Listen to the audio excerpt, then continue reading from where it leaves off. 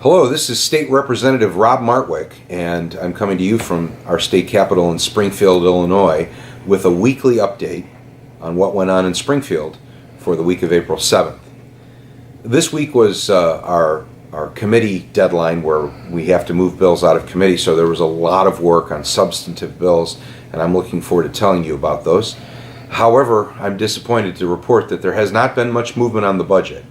The governor continues to make unreasonable demands on us before he will begin to address our financial problems, and so we are continuing in a stalemate.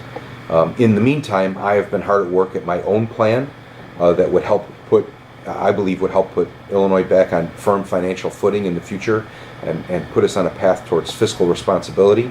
I look forward to introducing that plan in the next week or so, and I'll be sharing it with you here, so check back for further updates. About a few of the bills that got passed through Springfield. One of the bills, sponsored by my colleague Mike Zaleski, would expand the use of Rocket Docket. Now, Rocket Docket is a partnership with Sheriff Tom Dart that takes low-level offenses and expands the number of low-level offenses which are eligible for an accelerated court hearing schedule. What this does is that this takes people that should not be locked up and gets them out of the system sooner. This reduces the crowding in our county jail and saves taxpayer money while we're not paying to house these people who really probably shouldn't be there in the first place.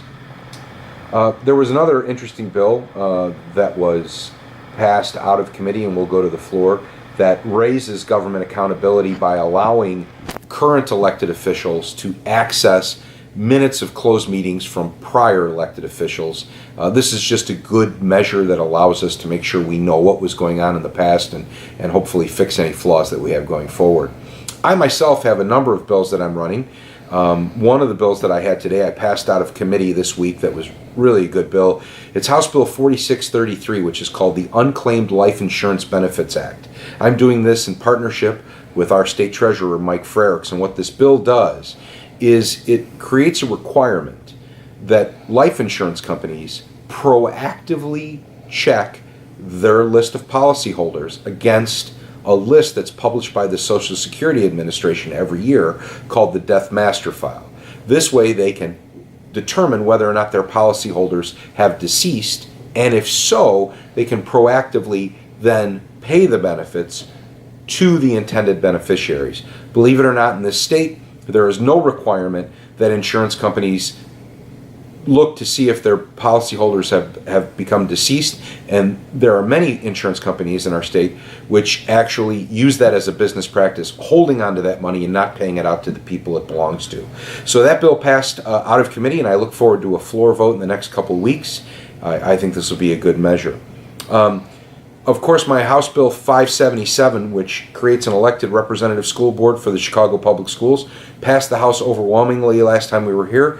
That bill sits in the Senate, and there are lobbying efforts by me and many organizations to encourage President Cullerton to call that bill if we hopefully get passage there and create that elected school board.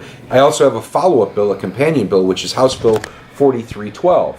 This bill would also create an elected school board. This time, instead of Chicago Public Schools, it would be for Chicago City Colleges, which is the only community college system in our state that does not have an elected school board.